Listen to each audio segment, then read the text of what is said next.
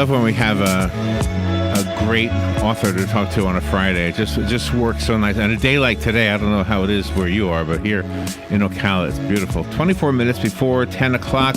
And one of the peculiarities about baseball is that it was so segregated at one time. Black ball players had to play separately from white ball players. I'm sure you all know the Negro League stories, and we're going to hear one more right now.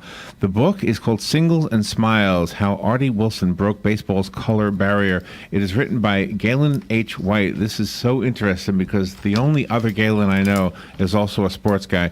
Let's see. Gaylon White was a sports writer for the Denver Post, the Arizona Republic, the Oklahoma Journal. He worked in the corporate world for nearly 40 years, and I am not a sports guy, nor am I a baseball guy, but he's introducing me to somebody, and I love success stories. I love biographies. Singles and Smiles does that. Good morning, Gaylon White. It's an honor to have you on our show. Good morning. Good to be here. Where are you? I'm in New York City. All right. How's the weather there today? You're getting bad weather today, aren't you? It's overcast right now. It's supposed to warm up. I don't know whether it's get as warm as it is down in Florida. But wherever I go, I feel, and I'm talking about Artie, I feel the sun is shining and I'm smiling. So tell me about Artie, and then we'll talk about the book. Or it might work hand in hand, actually, wouldn't it? Well, Artie Wilson was the greatest shortstop that you never heard of. Let's just start there. And people didn't hear him because he was playing in the Negro Leagues. And one of the things I've always found interesting about baseball history is they refer to the white man's baseball as organized baseball, and they referred to, of course, the Negro Leagues separately, and it's implied that the Negro Leagues were disorganized. They were not. Oh, wow, yeah, good point, yeah. And so Piper Davis, who was Artie Wilson's teammate in the Birmingham Industrial League, where they started together, then they went on into the Negro Leagues. Piper always referred to it as white folks ball. So outside of the Negro Leagues, Artie was not well known. But if you had taken the two and lumped them together in the 1940s, Artie Wilson was the greatest shortstop that lived. In fact, Monty Irvin, the Hall of Famer, who also started in Negro Leagues, but then went on and joined the New York Giants and made it into the Hall of Fame. He referred to Artie Wilson as a superstar before the term was invented. But he was not just a superstar in the field. He was just an outstanding gentleman. One of his nicknames was the Birmingham Gentleman. And when my wife met him years later, after meeting him, she said, he not only is a gentleman, but he is a gentleman. And he loved baseball. He could talk baseball wherever he was, and he loved playing it. Really? So did the Negro Leagues attract large numbers of spectators? Yes. In fact, when they played in Yankee Stadium, one of the part owners of the Birmingham Black Barons, and that's who Artie played for in the Negro Leagues, and he was a 5-time All-Star in the Negro Leagues for the Black Barons. One of the owners was Abe Saperstein, who was the founder and owner of the Harlem Globetrotters. And Abe Saperstein, of course, had great success with the Globetrotters and attracting both black and white audiences. But he was part owner of the Black Barons, and he would book them in Yankee Stadium in Washington, D.C., and Philadelphia, and they would draw crowds of 20, 25,000 people. Wow. And these were large crowds for Negro League games. So money rules everything. Did the eventual integration of baseball, I don't know any other way to ask this, was it because of money? Did the baseball owners, I guess, what do you call it, the organized baseball? I know it's kind of weird to say it that way now that you just gave your opinion on it. But did they see an opportunity to make money, and is that how it became integrated? Yes, absolutely. In fact, Abe Saperstein was in Cuba where the Dodgers were training in 1947, and this was the season, of course, where the Dodgers brought Jackie up into the majors, and he broke the color barrier. The previous year, he'd played in the Dodgers organization in Montreal. It was still up in the air whether they were going to promote Jackie to the Dodgers in 47, but then Leo DeRozier, the manager of the Dodgers, was suspended for a year for some of his off-the-field conduct. And when that happened, according to Abe Saperstein, Branch Rickey needed to divert attention from that. And so he decided at that point that he was going to promote Jackie to the Major League team. Of course, immediately the turnstiles started clicking. The Dodgers broke all sorts of attendance records wherever they played on the road. They packed house. The other owners saw this, and they saw that they needed to do the same thing. So they're eventually bringing the blacks into white folks ball. Was all about money.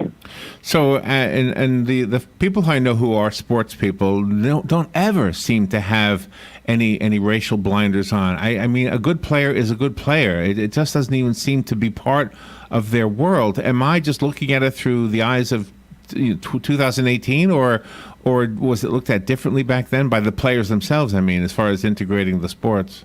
Well, just think of it this way. We had World War II and a great player shortage from about 1942 to 1945. Even during that period of time, they resisted, this is the white folks' baseball, resisted bringing the black players in. Bill Veeck tried to buy the Philadelphia Phillies in 1944. They had serious financial problems. He had the money to buy them. When he went to buy them, the deal was blocked. The National League took over the Phillies and sold it to someone else. But what Vic was going to do was going to put black players on the Philadelphia Phillies team, and he probably was going to stock the entire team with Negro players. And if he had, of course, I believe that team probably would have won the pennant, because the quality of baseball during that period of time, you had one-arm Pete Gray playing in the majors during that time. You had a 15-year-old out of Cincinnati, Joe Nuxall, playing. So they were pretty desperate. They were getting guys off shuffleboard courts to play ball. So it was a desperate time, and Artie actually was considered by the Cubs to play. He and Piper Davis, they considered signing him in 44, 45, but already in talking about saying, we knew that wasn't going to happen. It just wasn't time. How old was he when he started playing baseball? Did he love this as a child? Yes, he did. In fact, he saved money, shined shoes, saved money to buy a glove. He hooked the glove up to his belt buckle, had it with him all the time, was always ready to play ball, made his own baseballs when he couldn't get one elsewhere. Wow. He would sometimes make his own bats if there wasn't one available. He was playing ball all the time. He would play it, if there was a game going on, he would find it.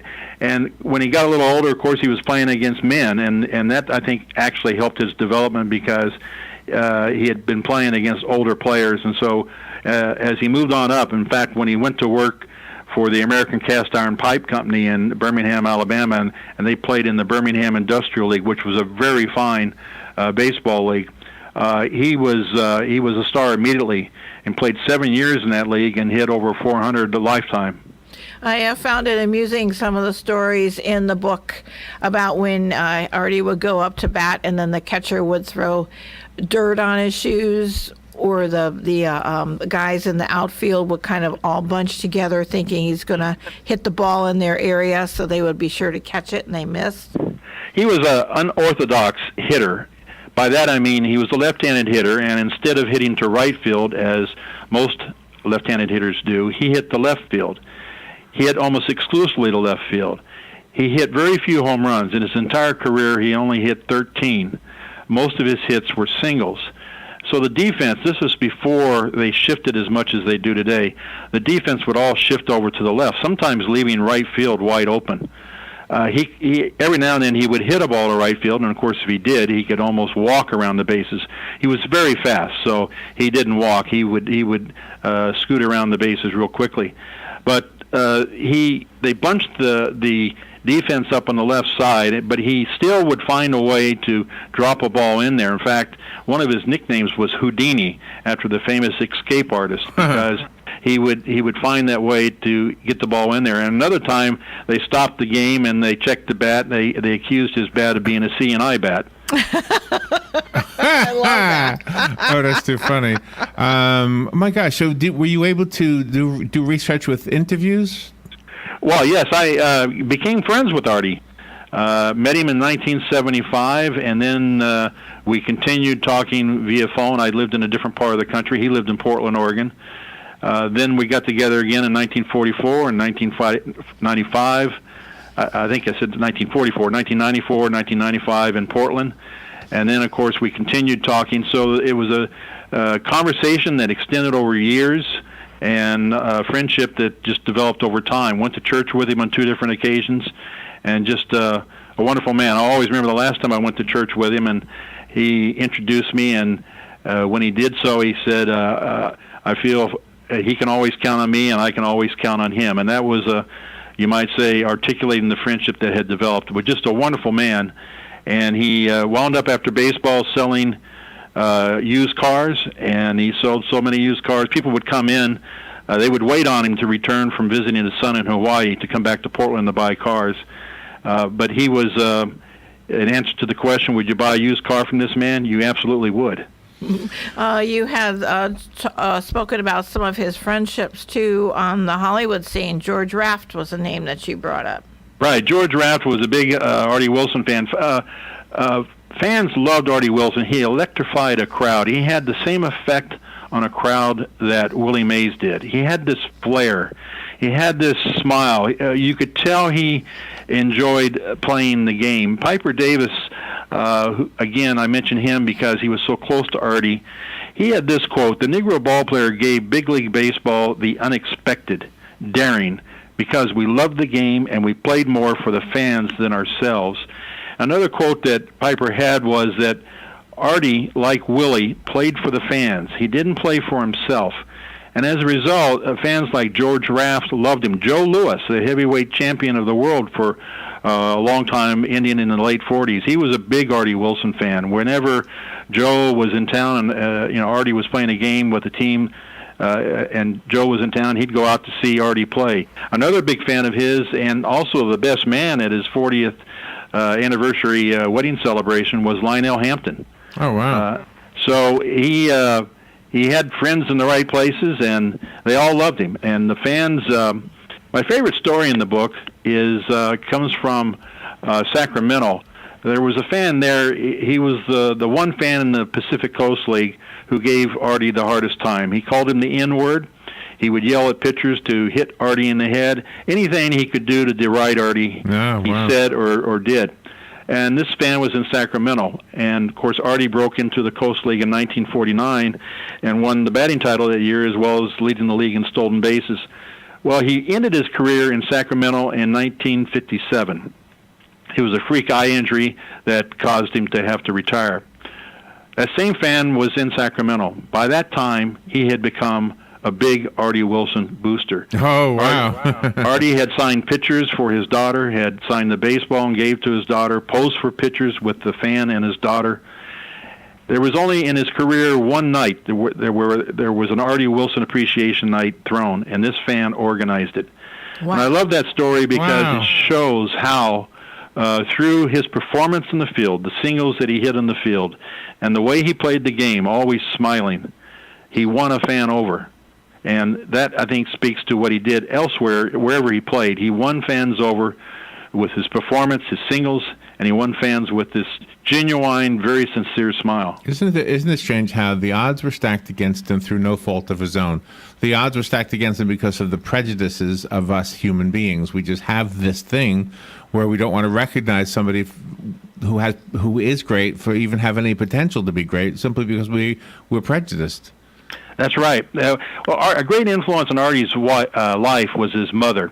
His father he met only once, and he didn't know it was father when he met him. He was playing for the Birmingham Black Barons, and his cousin had arranged for his father to meet him. So Artie was sitting there in the living room of his home, and this man was there, and it was his father, but he didn't know it. Finally, he was told it was his father. That was the only time he saw his father in his entire life. His mother, on the other hand, was like a mother, a brother, a sister. She was everything to him. And so he really listened to her. And he had this quote. He said, "My mother always told me, names don't hurt you. Nothing hurts you but a lick. I was brought up to pay no attention to names. As long as they're paying their money, they're paying my salary. They can go out and holler, say whatever they want. Oh, wow. I never get mad at a fan. I just laughed and smiled at them." We were at a Tampa Bay what was the team called? Devil Rays Devil at the Rays, time. Yeah, yeah. I know everybody likes to pick on them, but that's what we lived near. like them. So anyway, we went to a game. We had comp tickets from the radio station, and they sat us right by the shortstop.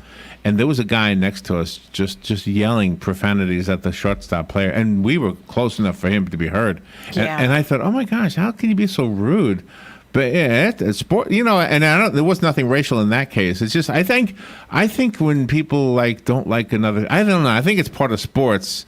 I mean, what do you think? I mean, do you think it had anything to do racially in this case, this particular fan that you were just talking about? Well, certainly back in the day when Artie was playing, I think it was primarily racially motivated. But I think there's a natural tendency. There's a love-hate relationship that fans develop against with either players on their team or on the opposing team, and they get caught up in the excitement of pulling for their team, and so therefore they're pulling as hard as possible against the other guy, and they're trying to distract him. Well, how do you distract him? Well, call him names. And so that's what happened. So I think there's a natural tendency to do this. In the movie 42, I think this is pointed out pretty clearly, where the manager, Ben Chapman, for the Philadelphia Phillies, is really giving Jackie Robinson an earful. Later on, Ben Chapman was asked about that, and did he regret it? And he said, well, I was only doing what was quite commonplace at that time. I mean, Italians, they called Dagels. Yeah. And the few Jewish players that were in the games, they called them all sorts of names. Yeah. So it was very common to call players at that time. Bench jockeying was very, very popular. Wow. If we took the subtitle of the book and made it a question, I'm just curious. I mean, it sounds like let me take a crack at the answer. So the question is, how did Artie Wilson break baseball's color barrier? It sounds like the answer is twofold. One, he was just a good player, and number two, he was just really nice. Yes. His son, Artie Wilson Jr., who lives in Hawaii, and went on to become an outstanding basketball player at the University of Hawaii. Artie Wilson Jr. said his dad did not distinguish between black and white. To him, it was all one happy world. That's the way he viewed the world. A great influence on Artie, in addition to his mother, was a Sunday school teacher that he had in Birmingham, Alabama, when he was 12, 13, 14 years old. And this teacher not only influenced him from a sports standpoint, but also set quite an example for him. And so as he was growing up through his career, he always kept in mind the Sunday school teacher, that he wanted to be like that Sunday school teacher, and he wanted to influence others as that Sunday school teacher had influenced him. And so later on, as he got older and he would read about what happened to Pete Rose, for example, what happened to baseball and some of these guys and steroids, Artie was severely disappointed, and he would say to himself that, how could they do this? I mean, they influenced so many young people. Artie was great with kids. Kids loved him because when Artie talked to them, they felt like they were adults, and so he had quite a following among kids. But Artie just had this moral compass that led him through his career and guided him through all these hurdles that he had to overcome. And by the way, at the end of his career, I asked Artie about whether or not he had any regrets. And the interesting thing is, the only regret he had nothing to do with him. It had to do with Josh Gibson, one of the great black ball players of all time. And his regret was that Josh never got to play in the major leagues. But Artie did say this. He said, if I had to do over again, I'd do the same thing over and over again. All the riding on the buses we did, all the hassle we had, I still enjoyed it. Made a good living at it, I would do it again. How did his living change when he went to the major leagues? Was it a big change in salary? He made less money. That's why he wanted to go back to the minors. One of the interesting things is, he was making good money in the Coast League, and of course the Coast League, by comparison with the majors, was more major league than the big leagues. They were traveling by air in the Coast League before they were traveling by air in the majors. And Artie made more money in Oakland. He went up to New York. He was sitting on the bench, not playing every day. And one of the reasons he asked Leo DeRozier to go back to Oakland and bring Willie Mays up was he could make more money and play every day in Oakland. So a lot of guys preferred to play in the Pacific Coast League at that time than they did in the majors because the weather was better and they could make more money. Wow. He had a good sense of humor also. Oh, a great sense of humor. He would he would. Got a phone call. Yeah, I was trying to turn that off. Yeah. He had one of the fellow Ed Mickelson who wrote the foreword in the book. He was an outstanding first baseman for the Portland Beavers. I love a story that Ed Mickelson tells. He was a teammate in Portland in 1955, and so all through spring training, Artie would show up and say, "Never fear, Artie's here." Mm-hmm. He had this way of lifting everybody up. With his sayings, he was another great story is he was selling used cars, and then for exercise he'd go out to the ballpark there in Portland and throw batting practice. He'd been retired for 5 years, so in 1962, now he played his last game in '57. '62, he's out throwing, goes to the ballpark to throw batting practice, and the manager says, "Hey, we're going to need you to play." So they signed him because they had so many injuries. They signed him to play. He was playing in the infield, and his wife and family were home. They didn't know he was at the ballpark, but they could hear his voice on the radio chattering. And so she calls out to his wife calls out to her father, who was out in the car working with Artie's son, and out in the garage, and says, "Is that Artie you hear on the radio?" And that's how they found out that he was playing baseball again, was listening to the radio and listening to him chattering. Oh, that is cool. I love that story. Great, some great stories here. Thank you for introducing us to Artie Wilson. Yes. You said, I'm glad you said the greatest shortstop never known or something like that, and because then I feel better. I felt like, how did I not know this name? Yeah, I love this guy. So thank you for sharing that. So yeah, and there's another bigger thing I think you're doing. It's you're showing us once again that probably sports, maybe sports and music, are probably the biggest contributors to us leveling the playing field for the minorities. I think legislation didn't do it. I think it is sports and music that did it. He absolutely did. And by the way, Lionel Hampton was a very fine baseball player. Is that right? And that is how Lionel Hampton and Artie Wilson first became friends, was through baseball. And then Artie had a great love for jazz. He loved music, and wherever he went in his travels, he would try to find a nightclub with good jazz. He did not drink, so he'd usually get a table up front, have a glass of milk, and enjoy the music. Is that right? Wow. I only know one other Gaylon, and he's also a sports guy. He's on the radio with us every morning. He works for a local blood center. But when we have sports questions, he is the guy we go to. And I'm going to hold on to this book and give it to Gaylon Unold. Gaylon Unold. So Gaylon White, I'm going to give your book to Gaylon Unold. And his father was friends with Ted Williams, by the way. There's a sports connection there, too. So. Yeah, well, just keep it in the family, one Gaylon to another. So, but the rest of us have to go buy it. Let's see, I found it on Amazon. Do you have a website? www.roman.com, and we're setting up a website for this book. And then also you can, like say, Amazon, Barnes & Noble should be carrying it. I've been talking with them. So if not, then just tell folks to contact me at Gaylon White at gmail.com. Gaylon White at gmail.com, just as the name spelled, Gaylon White at gmail.com. Okay, and Roman is ROWMAN, by the way. Correct, right. Yeah. Gaylon, thank you for being on the show with us. That was very fun. It was fun for me, too, and now you know who Artie Wilson is. Exactly. Absolutely. Marvelous guy. We'll be right back. Broadcasting from the Paddock Mall Studios, this is WOCA, Ocala, Gainesville, The Villages, 1370 AM, 96.3 FM, The Source. Fox News Radio, I'm Chris Foster. President Trump on Twitter calls former FBI Director James Comey an untruthful slimeball. Excerpts from Comey's already